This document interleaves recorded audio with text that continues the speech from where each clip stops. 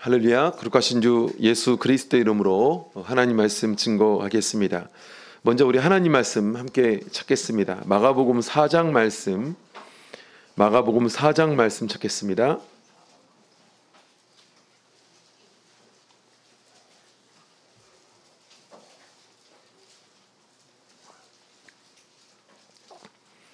마가복음 4장 35절에서 41절까지 말씀. 마가복음 4장 35절에서 41절 말씀 저와 성도님들 번갈아 가면서 읽겠습니다. 제가 먼저 읽겠습니다. 마가복음 4장 35절. 그날 저물 때에 제자들에게 이르시되 우리가 저편으로 건너가자 하시니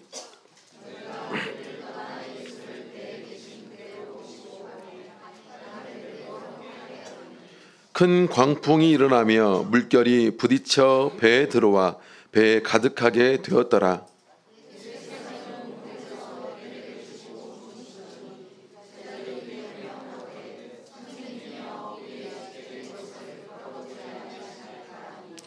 예수께서 깨어 바람을 꾸짖으시며 바다더러 이르시되 잠잠하라 고요하라 하시니 바람이 그치고 아주 잔잔하여지더라.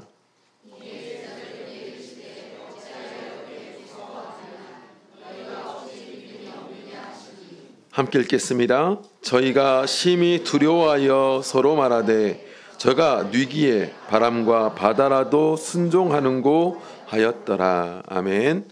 오늘 여기 있는 내용을 근거로 해서 예수님 만나 두려움을 극복한 사람, 예수님 만나 두려움을 극복한 사람이란 제목 가지고 하나님 말씀 증거하겠습니다. 오늘 시간에도 우리 삶에 우리 인생에 필요한 말씀이 선포가 되고 그 말씀을 우리 마음 가운데 새겨서 우리 삶에 꼭 필요해서 이 말씀이 힘이 되고 능력이 되는 그런 말씀이 되기를 간절히 원합니다. 그래서 우리 인생이 더욱더 하나님이 바라시는 그런 믿음의 길을 꼭 걸어갈 수 있는 저와 여러분들 되었으면 좋겠습니다. 영혼의 기간은 참 마음으로는 좋지만 육신은 피곤하지요. 특히 이제 이런 일정 가운데 먹는 음식들이 참 맛있어가지고 많이 먹기도 하고 그러다 보면 특히 오늘 시간 같은 경우에는 참 피곤하지요. 많이 피곤한 시간이어서 제가 잠을 깨울지는 모르겠지만 재밌는 한 이야기를 말씀을 드리도록 하겠습니다. 오늘 시간에 두려움에 대한 이야기라서 말씀을 드리고자 하는데요. 원래 제가 2022년도, 23년도까지 전주교회와 함께 삼계교회를 이렇게 담임했는데 작년부터 소독교회로 이렇게 삼계교회에서 소독교회로 바뀌게 됐습니다. 그래서 소독교회로 인사가 배치가 돼서 바뀌게 되었는데 어느 날 이렇게 어떤 목자님하고 이야기하는 가운데 제가 이제 소독교회 이제 발령을 받았으니까 자네 조심하소. 그러면서 자신이 옛날에 남원서도 3개 목회하셨을 때 경험한 이야기를 이렇게 해주셨습니다. 그래서 조심하라고 저보고 이제 해주셨는데 어느 날 이 목자님이 밤 예배에 소독교회를 예배를 인도하시고 이제 끝마치고 성도님들하고 인사하고 이렇게 교회차를 타려고 했습니다. 그런데 이상하게 그날따라 다른 날에 비해서 더 이렇게 어둡고 더 뭔가 음침한 막 그런 이렇게 느낌이 좀 들더라는 거예요. 그래서 성도님들하고 인사하고 이렇게 차를 무심결에 타고 이렇게 타고 가고 있었습니다. 그래서 운전을 하기 시작해서 운전을 하고 가고 있는데 얼마 되지 않아서 뭔가 뒤에서 뜨뜻한 뭔가 이렇게 시선이 이렇게 느껴지더라는 거죠. 그래서 고개를 확 돌려가지고 봐도 되는데 뭔가 분위기가 좀 싸하잖아요.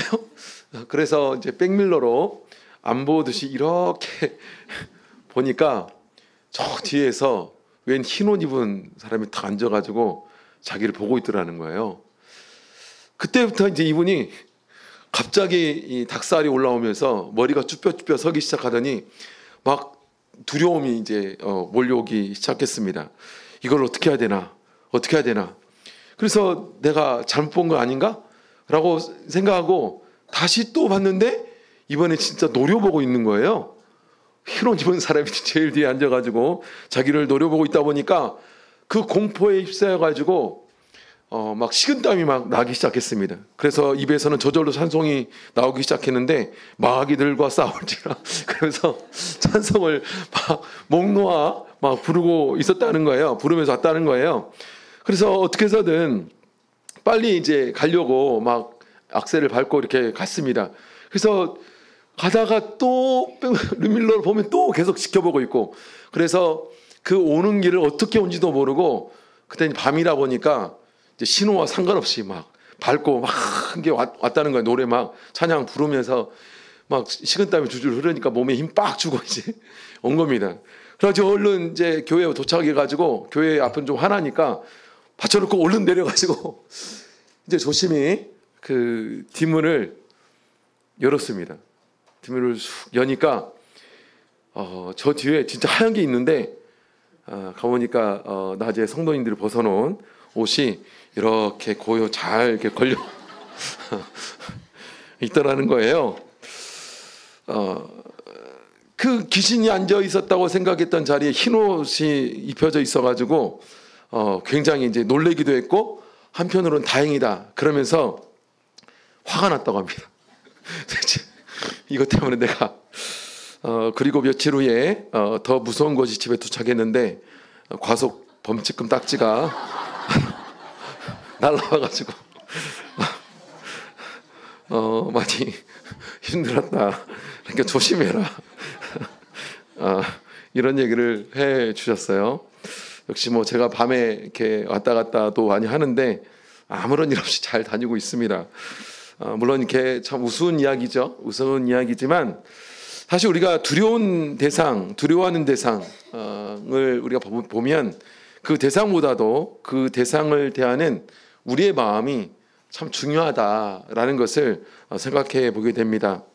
우리가 뭔가를 통해서 두려워하게 되면 우리 판단이 흐려지죠. 그분이 뭐 겁이 원래 많은 분이 아님에도 불구하고 그런 말씀을 이제 하시는 걸 제가 들으면서 그런 한번 공포심에 휩싸이고 두려움이 들어오기 시작하면 그 두려움을 준 어떤 것이 더 커져 보이고 그래 보인다는 거죠. 그러다 보니까 판단이 흐려지고 행동도 이렇게 마비되고 뭘 해야 될지도 모르겠고 그리고 그 두려움 때문에 큰 실수를 범하는 일도 참 많다라는 겁니다. 그 실수를 통해서 때로는 많은 것들을 잃어버리는 경우도 있다라는 것이죠. 오늘 본문에 보시면 예수님께서 그 제자들과 함께 갈릴리 바다를 건너가게 된 내용이 기록이 되어 있습니다. 갈릴리 동편에 가셔서 예수께서 안식하고 또 쉬기 위해서 이렇게 건너간 이 내용에 대해서 말씀해 주고 있는데 예수님께서 배를 타고 그 순간에 주무시고 계셨습니다. 그리고 풍랑이 일었습니다. 물결이 배에 부딪히기 시작했고 배에 물이 들어오기 시작했고 배에 물이 차기 시작한 거죠. 그래서 겁이 질린 제자들은 당황하기 시작합니다. 그리고 예수님께 이제 가서 예수님 좀 일어나 보세요. 예수님 일어나셔서 제자들에게 이제 말씀하시는 거죠. 너희가 어찌하여 무서워하냐? 어찌하여 무서워하냐? 한마디로 무슨 말씀입니까? 너희 마음 가운데 가득한 두려움을 경계해야 된다. 이런 말씀을 전해주고 있는 것이죠. 왜냐하면 두려움에 사로잡히게 되면 모든 것이 다 두려워지는 일들이 많기 때문에 그렇습니다. 오늘날 현대인들은 많은 것을 가졌지만 많은 것을 가진 만큼 많은 것을 잃어버릴까 사람들은 걱정하고 두려워하는 마음 가운데 살아가고 있습니다. 사도행전 17장에 보면 바울과 실라가 아테네에서 복음을 전하는 내용이 기록이 되어 있지 않습니까? 그런데 그 아테네 사람들이 얼마나 종교성이 좋냐면 온갖 것들을 다 신으로 만들어가지고 단을 쌓고 섬기더라라는 겁니다. 심지어 사도행전 17장 23절에 보면 알지 못하는 신에게라는 단까지 만들어가지고 섬겼다. 오늘날 우리는 보이는 두려움을 넘어서 보이지 않는 두려움도 참 많이 있는 것 같습니다. 알 수도 없는 것까지도 어떤 두려움의 대상으로 삼는 일들이 우리에게 있다라는 거죠. 일어나지도 않는 일마저도 두려워하고 근심하고 걱정하고 이런 일들이 우리에게 있다는 거죠. 우리 남편이 지금은 직장을 잘 다니고 있는데 잘못되면 어떻게 하나? 우리 아이가 지금은 공부를 잘하는데 성적이 떨어지면 어떻게 하지? 지금은 내가 건강한데 나중에 큰 질병이 오면 어떻게 하나? 아직 일어나지도 않는 일임에도 불구하고 그걸 걱정하고 그것이 자기에게 올까 두려워가지고 어찌할 줄 모르는. 그래서 제가 보면 많은 것을 가진 사람은 더 많이 두려워하는 것 같아요. 근데 예수님께서는 오늘 내용을 보면 일어나시자마자 파도와 또 바다를 잠잠케 하시는 그런 내용을 우리에게 전해주고 있습니다. 그리고 제자들은 풍랑을 극복하고 또 예수님과 함께 바다 저편으로 건너가는 그런 내용에 대해서 우리에게 말씀해 주고 있지 않습니까? 그래서 오늘날 우리도 마찬가지라고 믿습니다. 인생의 바다에서 우리가 배를 띄우고 인생길을 걸어갈 때, 그럴 때 우리는 이 풍랑을 만날 수 있고, 그런 가운데 그 풍랑으로 인해서 큰 두려움이 휩싸일 수도 있다라는 거죠. 내 가정, 내 인생, 내 건강, 이 많은 것들이 나를 두렵게 만들 수도 있다라는 겁니다. 그래서 이 풍랑을 극복하고 이 두려움을 극복하는 것이 얼마나 중요한가, 오늘 본문 내용을 통해서 같이 살펴보는 시간을 가지고자 합니다. 그래서 이런 말씀들이 우리에게 지혜가 되었으면 좋겠습니다. 그래서 지혜라는 것은 내 삶에서 그런 상황이 닥쳤을 때 이 말씀이 떠오르고 또 내 마음 가운데 새겨졌던 것들이 내 어떤 생각을 잠식하는, 그래서 그걸 통해서 그 위기들을 극복하는 것을 말해주고 있지 않습니까?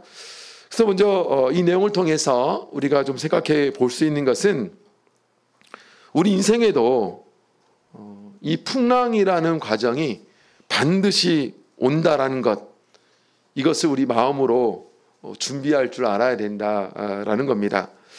그래서 우리가 본문을 읽어가면서 참 재미있는 내용이 기록이 되어져 있는데, 마가복음 4장 37절에서 38절 내용을 다시 한번 같이 읽도록 하겠습니다. 마가복음 4장 37절 38절을 함께 다시 읽겠습니다. 시작. 큰 광풍이 일어나며 물결이 부딪혀 배에 들어와 배에 가득하게 되었더라. 예수께서는 고물에서 베개를 베시고 주무시더니 제자들이 깨우며 가로되 선생님이여 우리의 죽게 된 것을 돌아보지 아니하시나이까 하니. 큰 광풍이 일어났다. 그리고 큰 광풍이 일어나서, 광풍은 미친 바람이잖아요. 미친 바람. 물결이 배에 부딪히고 그 부딪히는 물결 때문에 배가 요동하기 시작하고 또 그런 내용이 기록되어 있습니다. 그리고 배전에 물이 스며들기 시작하지 않았겠습니까? 심지어 배에 물이 이제 가득 찼다, 가득하게 되었다라고 되어 있습니다. 그런데 재미있는 것은 그런 과정이 있었음에도 불구하고 여전히 예수님은 뭐 하시고 계세요?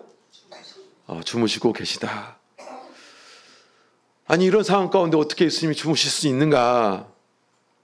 그래서 제가 고민을 해보니까 정말 예수님이 주무셨을까? 라는 생각을 해보게 되는 거죠. 예수님이 배에 타셨을 때 정말 예수님이 부지런하게 이렇게 일을 하셨던 분이시니까 예수님 정말 피곤하셨을 겁니다. 그래서 배에 타자마자 주무셨겠지요. 근데 광풍이 불었습니다. 그리고 배가 흔들리고 심지어 광풍을 통해서 파도가 이는데 그 파도가 예수님이 주무시는 얼굴에는 막 뿌리고 이러진 않았을까요? 물이 들어오고 배전에서는 막 사람들이 이렇게 막 놀라고 그것 때문에 어찌할 바를 모르고 이런 일들이 다 들리고 다 그런 일이 벌어지지 않았겠습니까? 그런데 아직도 주무시고 있었다라고 기록되어 있죠. 그래서 처음에는 저는 이 내용을 보면서, 물론 예수님께서 처음에는 주무셨겠죠. 그런데 그 다음에 깨시지 않았을까요? 이제 그런 생각이 듭니다. 그런데 그럼에도 불구하고 왜 일어나시지 않으셨을까라는 겁니다. 예수님께서는 이 과정에서도 제자들을 향한 중요한 의도가 있었다. 뭡니까? 제자들이 이런 상황 속에서도, 이 물결 속에서도, 이 파도 가운데서도 어떻게 반응하냐. 어떻게 반응하냐. 사실은 우리가 신앙생활하면서 우리 눈에 보여지는 것이 믿음의 전부는 아닙니다. 우리의 믿음의 형편들이 좋을 때, 잘 될 때, 아무 문제 없을 때, 근심이 없을 때, 걱정이 없을 때 나의 반응은 다 좋지요. 다 믿음 있는 것 같습니다. 예배도 꼬박꼬박 열심히 참석하고, 헌금도 열심히 하고, 감사도 열심히 하고, 사람들 앞에 좋은 말도 잘하고, 조금만 인내하면 뭐 좋은 날이 올 거야 라고 위로도 할 수 있고. 그런데 진짜 나의 믿음은 언제냐면 이런 광풍을 만났을 때죠. 이런 광풍을 만났을 때 나의 반응이 진짜 믿음이죠. 진짜 내 믿음입니다. 그래서 진짜 내 믿음은 그냥 내 삶이 편안했을 때 나타나는 모습이 사실은 아니에요. 진짜 내 믿음은 제자들이 만나는 이 일들을 똑같이 만났을 때 그 일에 대해서 나는 어떻게 반응하냐. 이게 진짜 내 믿음이죠. 그래서 예수님께서도 이 제자들이 어떤 믿음을 가졌는지 보시고 싶어 하지 않으셨겠습니까? 그래서 상당히 예수님은 의도하신 거다라고 생각해 볼 수가 있는데요. 저는 이 사건이 이제 시험이다. 이걸 시험이라고 말합니다. 시험은 테스트. 이 풍랑에 이 제자들이 어떻게 반응하는가. 예수님은 왜 이런 시험을 하셨을까요? 왜냐하면 인생에는요, 수없는 풍랑이 일어나기 때문에 그렇습니다. 제자들이 이 바다를 건너면서 만났던 이 풍랑들, 그리고 이 제자들이 나중에 예수님이 죽으시고 부활하시고 승천하신 이후에 바로 하늘나라의 모든 사역들을 제자들에게 맡기고 제자들은 그 사역을 등에 업고 열심히 그 사역의 길을 걸었을 때 많은 풍랑들이 그들을 만나고 또 그 풍랑을 만나는 것이 그들의 진짜 믿음이기 때문에 그런 과정에서 이 풍랑을 어떻게 극복해야 되는가 예수님께서는 가르쳐주고 싶었고 또 그 반응을 보고 싶었다라는 거죠. 그래서 인생의 바다를 보면 사실 풍랑은 끊이지가 않습니다. 하나가 지나면 또 다른 풍랑이 다가오고, 그래서 우리 가운데는 어떤 사람은 이제 경제적인 풍랑, 그죠? 경제적인 풍랑 한 번쯤 만나보지 않은 분은 별로 없는 것 같습니다. 그리고 어떤 사람은 인간관계의 풍랑도 있습니다. 인간관계 때문에 상처받고 또 그것 때문에 괴로워하고 그것 때문에 밤에 밤잠 설치면서 고민하고 그것 때문에 가슴앓이하는 그런 사람들도 있죠. 근데 갑자기 또 한순간에 건강이 꺾여버려가지고 또 건강의 풍랑을 만나는 분들도 있다. 그런데 이 사람이라는 것이 이 거대한 풍랑 하나를 겪고 나면 어떤 지혜가 생깁니까?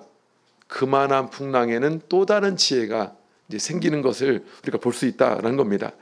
그래서 풍랑을 겪을 줄 아는 마음, 그 마음의 준비가 우리에게 필요하다는 것을 잘 말씀해 주고 있습니다. 저는 그래서 예수님께서 이 풍랑을 제자들에게 허용해 준 것이다.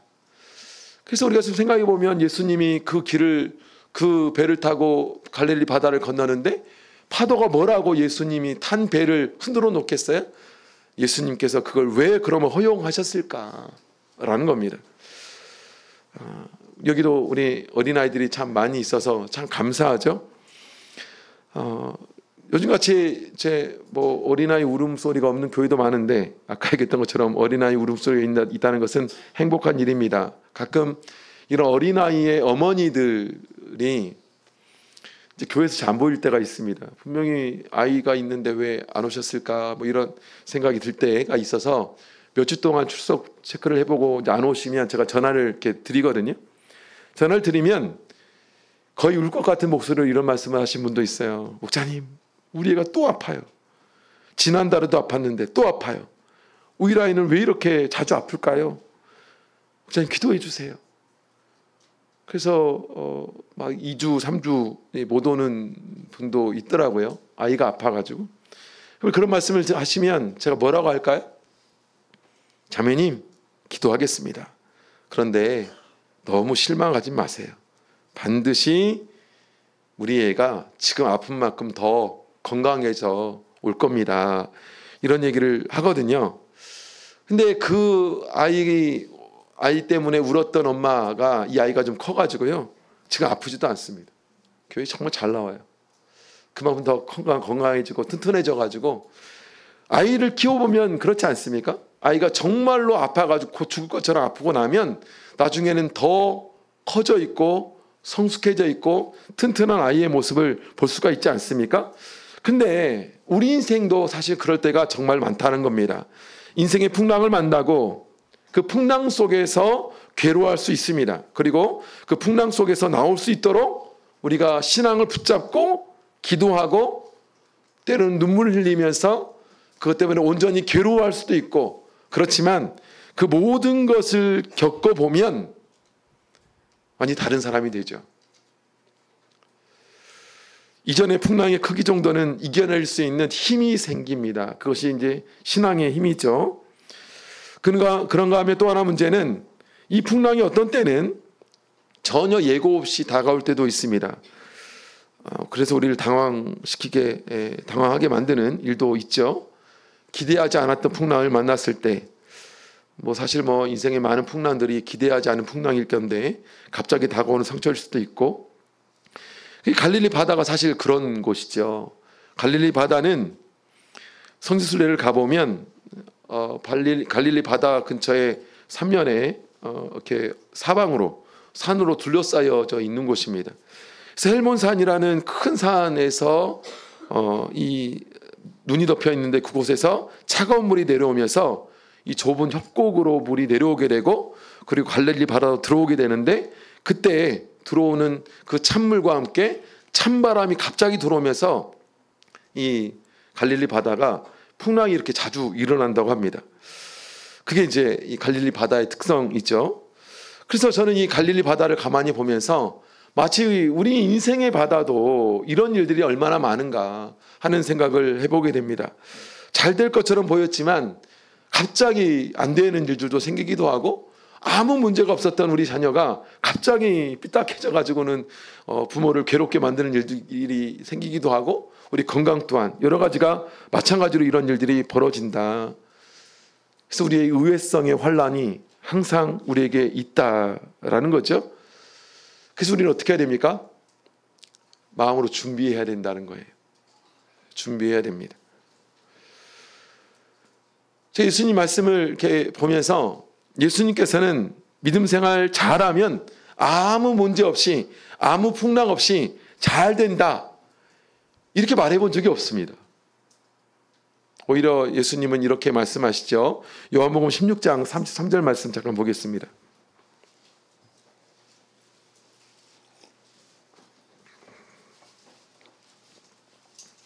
요한복음 16장 33절 말씀,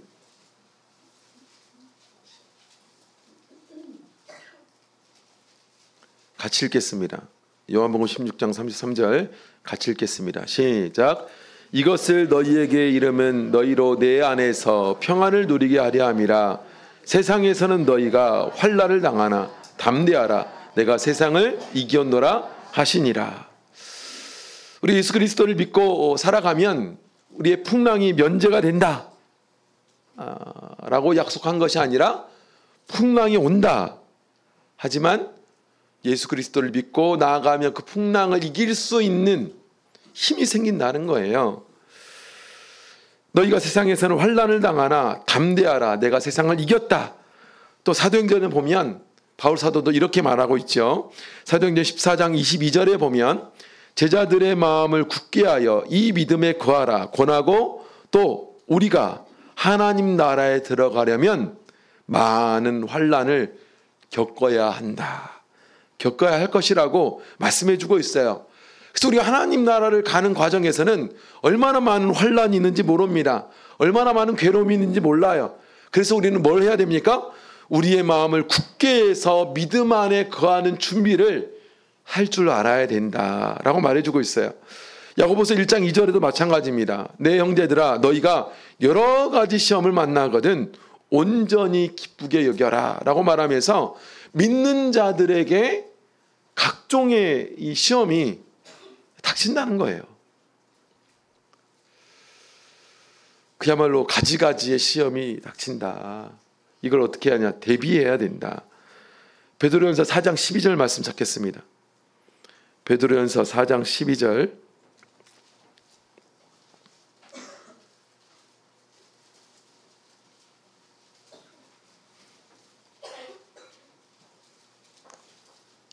같이 읽겠습니다.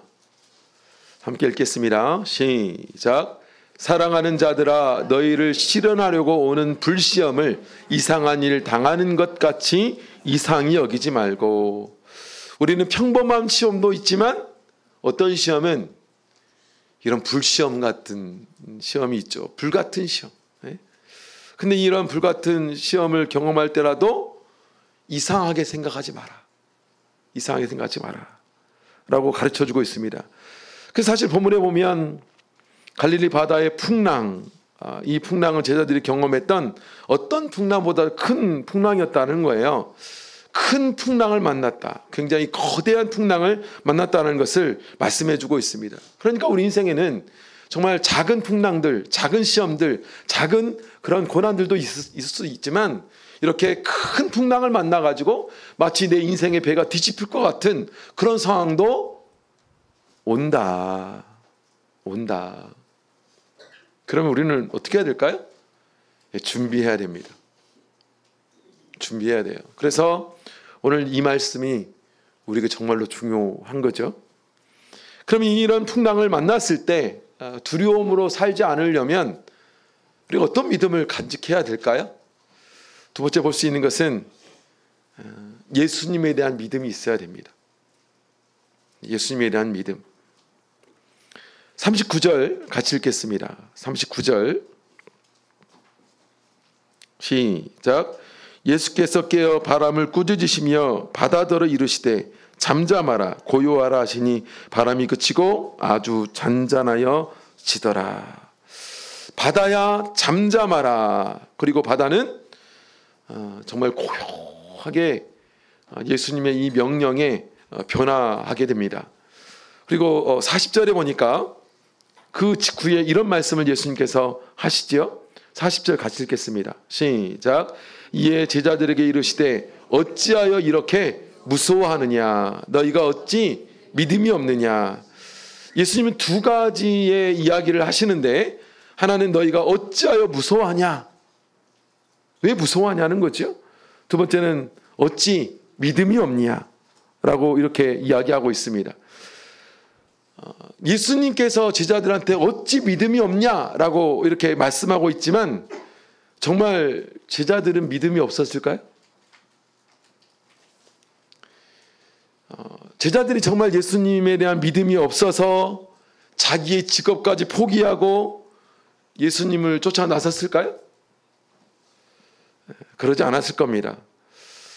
아마 예수님에 대한 신뢰가 없었다면 어찌 이 가족을 내어놓고 직업도 내어놓고 예수님을 쫓았겠어요?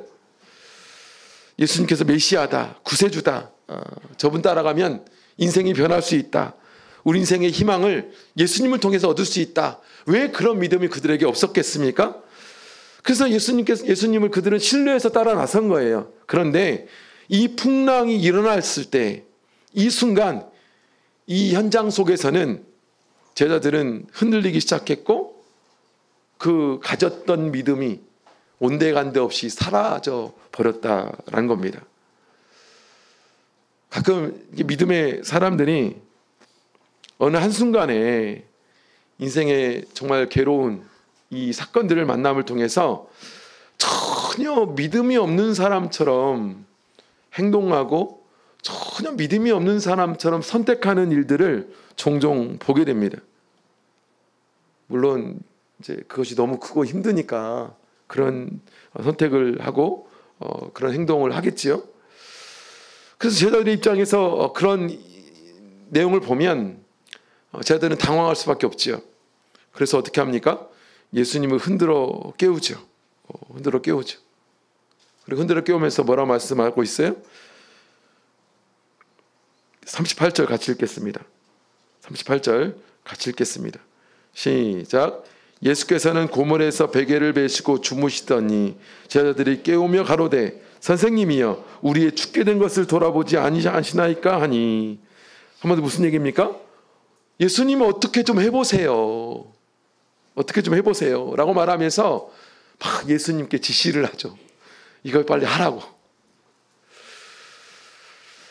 제자들은 예수님의 이 주무심, 아무 일도 하지 않음에 대해서 견딜 수가 없었습니다.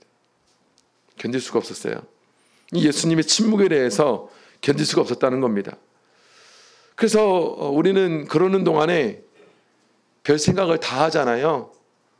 우리가 풍랑을 만나서 이런 괴로운 일과 고통스러운 일을 만나게 되면 예수님 빨리 좀 이 문제를 해결해 줄 수 있도록 뭔가 변화를 바라게 되고 또 예수님께 요구하기도 합니다. 빨리 오셔서 이 문제 이렇게 좀 해결해 달라고. 그런데 예수님은 아무런 반응 없이 나에게 응답도 없는 것처럼 여겨질 때 우리는 또 시험에 들죠. 예수님은 나한테 무관심한가 보다. 하늘도 무심하시지. 하나님이 정말 나한테 관심이 없나 봐. 이런 생각을 하게 된다라는 거죠. 그럼 정말로 예수님은 제자들한테 무관심한 것일까요? 사실 예수님께서는 이 제자들의 믿음 없음을 알고 계셨던 것 같습니다. 그런데 제자들은 그 믿음을 적용시키는데 많이 부족했다. 어떻게 우리가 이런 상황 속에서 믿음을 가져야 되느냐? 사실은 우리는 이런 일을 만나게 되면 환경만 봅니다. 환경만 보는 일들이 정말로 많다는 거죠. 그래서 우리는 환경만 보아서는 안 된다는 거죠. 현실이라는 거대한 파도 앞에서 제자들은 그것을 보니까 믿음이 위축이 되고 그 믿음이 사라져버린 일들이 생긴다라는 겁니다. 눈에 보이는 것, 그 현실에만 우리의 눈이 멈춰져 있으면 반드시 그것 때문에 우리의 이 믿음은 흔들릴 수밖에 없고 때로는 그것 때문에 낙심하고 좌절하는 일이 얼마나 많이 있습니까? 그럴 때 우리는 어떻게 해야 되냐? 보지 말고 들으려고 해야 돼요. 뭘 들어야 됩니까? 이 예수님의 음성을 좀 들어야 됩니다. 제가 이렇게 말씀을 드렸더니 아니 예수님 음성을 어떻게 듣습니까? 저는 아무리 기도해도 예수님 음성 안 들리던데. 저도 예수님 음성 한 번도 들어본 적 없습니다. 저도 한때 더 이게 사람이 신앙생활 하다 보면 그럴 때가 있잖아요. 예수님을 막 온전히 막 그 피부 속 깊이 느껴보고 싶을 때가 있지 않습니까? 딱 어느 날 힘든 때 기도할 때 예수님 나타나셔가지고 이게 내 음성이다 뭐 그러면서 막 그런 걸 바랄 때가 있었어요. 정말로. 그런데 저는 그런 게 없더라고요. 어떤 분은 막 예수님 음성 들었다는 분들도 이렇게 들으면서 나는 저런 게 없는데 목회자도 없는데 저분은 대단하시네 이런 생각이 들을 때가 있는데 어떻게 우리는 예수님 음성을 들어야 됩니까? 말씀으로 듣는 겁니다. 말씀으로 듣는 거예요. 그래서 로마서 10장 17절에 보면 이런 말씀이 있지 않습니까? 그러므로 믿음은 들음에서 나며 들음은 그리스도의 말씀으로 말미암느니라고 말씀해 주고 있어요. 사실 우리가 보고 있는 이 말씀, 이 성경의 말씀은 바로 온전한 예수님의 음성이죠. 그래서 이럴 때마다 더욱더 그냥 현상을 보는 것이 아니라 하나님께서 이 성경을 통해서 우리에게 주고 있는 약속을 붙잡을 줄 알아야 됩니다. 말씀을 들을 줄 알아야 돼요. 그 말씀을 통해서 하나님의 음성을, 예수님의 음성을 들을 줄 알아야 돼요. 제가 많은 성도님들을 뵀지만 저는 성경과 멀리하면서 신앙생활을 제대로 하는 분을 본 적이 없어요. 정말 그렇습니다. 이런 역경이 닥치게 되면 열심히 하나님 말씀을 통해서 이런 상황에서 나에게 하시고자 하는 하나님 음성이 무엇인지, 뜻이 무엇인지 그 말씀에 집중할 수 있어야 된다는 거예요. 우리는 그런 하나님의 지혜가 있음에도 불구하고 열심히 일어난 일만 보죠. 그러면 이 제자들처럼 무너지게 되어 있습니다. 무너지게 되어 있어요. 만약 우리가 이런 상황에서 상황을 보지 아니하고 하나님께서 나를 향한 하나님 말씀, 그 말씀을 통한 음성을 들을 수만 있다면 그런 과정에서도요, 안정을 누릴 수 있습니다. 그런 과정에서도 안정을 누릴 수 있어요. 반드시 하나님은 내 삶에 역사하실 거라는 그 믿음을 그 말씀을 통해서 얻을 수 있다라는 사실이에요. 그래서 어떤 경우에도 흔들리지 아니하고 그 하나님의 음성을 들어 그 말씀으로 그 상황을 이겨낼 수 있는 저와 여러분 되시기를 간절히 바랍니다.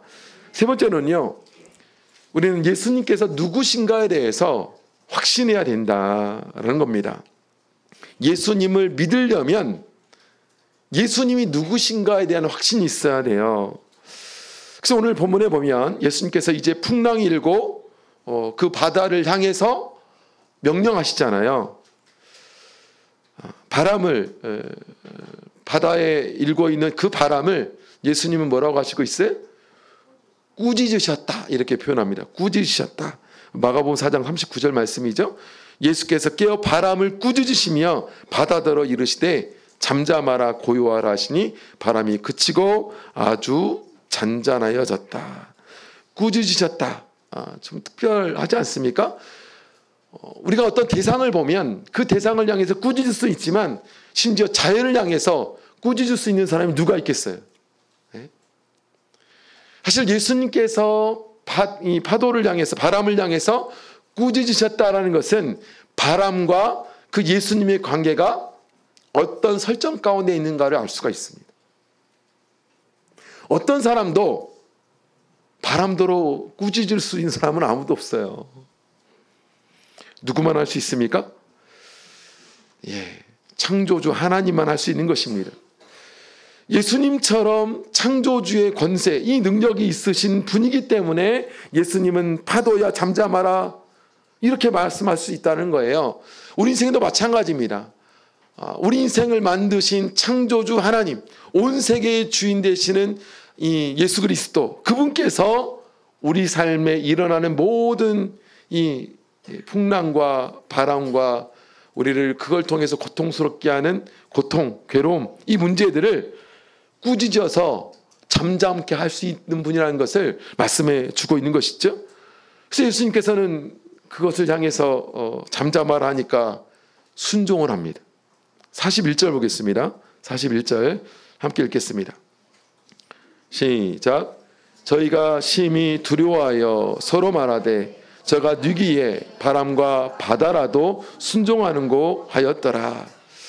저희가 심히 두려워하여 저분이 누구신가, 바람과 바다도 잠잠케 하신 분이 저분이 도대체 누구신가.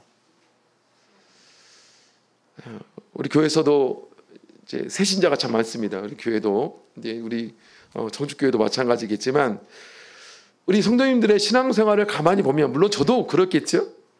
신앙생활의 총의에서 가장 많이 던지는 질문 가운데 하나가 뭔지 아십니까? 무엇이라는 말이에요. 예수님, 나에게 무엇을 해줄 수 있어요? 예수님이 나에게 무엇을 가져다 줄 수 있어요?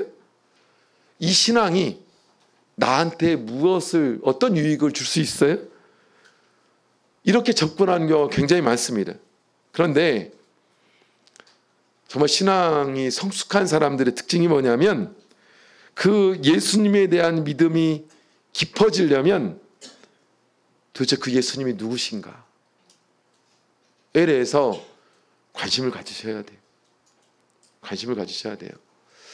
제가 고등학교 2학년 때 교회를 나오게 됐는데 사실 교회를 제가 나오고 싶어서 나온 게 원래 아니었습니다. 중3 때 이제 아까 지난 새벽 기도회 때 잠깐 말씀드렸지만 중3 때 새벽 기도회 중3 때 나왔다가 한 달이나 나왔나요? 도저히 제가 적응을 못 해가지고 교회를 안 나왔는데 고등학교 입학하고 나서 매일매일 저를 찾아온 분들이 있었어요. 한 달 동안 교회 나왔을 때 저를 본 분이 1학년 저하고 동기, 그 다음에 고3 선배가 매일 와가지고 교회 가자고. 그래서 제가 교회 가기 싫어가지고 얼마나 못된 짓을 많이 하는지 모릅니다. 도망 다니기도 하고 심지어 옆에 있는데 옆에 친구한테 이렇게 마음에 없는 욕도 해보고 이 정도면 포기하겠지 이런 생각으로 정말 그랬습니다. 나쁘죠. 이 나쁜 사람이 목회를 하고 있네요. 정말 그랬습니다. 가기 싫어가지고 뭐 교회 정말 가기 싫은데 근데 이분들이 자그마치 한 학기 내내 왔어요. 그래서 신기하다 이 사람들. 그래서 이제 제가 갔겠어요? 그래도 안 가죠. 어떤 기대가 있었냐면 방학 지나면 안 오겠지. 내가 이렇게까지 안 갔는데. 그래서 이 학기가 시작이 됐는데 왔을까요? 안 왔을까요? 또 와. 그래가지고 이제 미안한 마음이 들기 시작해서 그래 한번 가보자 이렇게까지 하는데 그래서 제가 가지 않았겠습니까? 갔는데 얼마나 사랑이 많은지 제가 깜짝 놀랐습니다. 제가 이제 남원교회 출신인데 이 사람들이 좀 특이한 사람들이에요. 언제 저를 뭐 얼마나 봤겠어요? 근데 그렇게 저한테 잘해주는데 신기한 거예요. 그 사랑을 받는 게 너무 신기하고 너무 좋더라고요. 그래서 처음에는 그 사랑 받는데 정신이 없었습니다. 그런 관심 받고 그렇게 칭찬해주고 저를 도와주는 그 사랑을 받는 게 너무 좋았는데 점점 시간이 지나면서 무엇에 관심이 생기기 시작했냐면 도대체 이 사람들이 왜 이럴까라는 거였어요. 도대체 이 사람들이 왜 이럴까? 그래서 하나같이 왜 이럴까를 찾아보면 이분들이 왜 이럽니까? 사실은 예수님 때문이잖아요. 그래서 예수님에 대한 관심이 생기기 시작했어요. 대체 예수님이 누구시길래 이 사람들이 이렇게 하는 건가에 대한 궁금증이 이제 가지기 시작했고 그러면서 이제 예수님에 대해서 막 알아가기 시작했어요. 그래서 어떻게 하면 예수님을 알아갈까? 그래서 목사님도 정말 귀찮게 많이 했고 전화해가지고 도대체 이게 무슨 뜻이에요, 목사님? 그랬던 기억이 많이 나거든요. 그런데 우리 신앙도 마찬가지입니다. 우리가 예수님 믿으면서 신앙생활을 하면서 끊임없이 예수님께 달라고만 합니다. 신앙의 좋은 유익들을 나는 왜 나한테는 없어라고 생각을 하죠? 그런데 예수님에 대해서 관심을 가지셔야 돼요. 도대체 바람을 잠잠케 하시는 저분은 도대체 누구신가? 파도를 잠잠케 하시는 저분은 도대체 누구신가? 바람을 잠잠케 하시고 파도를 잠잠케 하실 수 있는 분이라면 그 바람을 만드시고 파도를 만드신 하나님이 아니시면 창조주가 아니면 할 수 없는 일인 것을 발견하게 되는 것이죠. 그래서 그분이 만드신 자연을 두려워하는 것이 아니라 그 자연을 마음대로 하실 수 있는 그걸 만드신 하나님을 두려워할 줄 아는 믿음을 가져야 돼. 그래서 오늘 읽었던 41절에 보면 저희가 심히 두려워하여 누구를 두려워했습니까? 예수님을 두려워했습니다. 그것을 사실 두려워했다라고 표현해 주고 있지만 이 말이 무슨 뜻이냐면 경외했다. 경외했다는 거예요. 우리가 하나님을 경외한다고 말하죠. 그러면 그 경외, 그 두려움은 뭡니까? 하나님이 온 세상의 창조주고 나를 창조하신 하나님, 그분인 것을 우리는 믿기 때문에 그에 대한 경외심이 드는 거예요.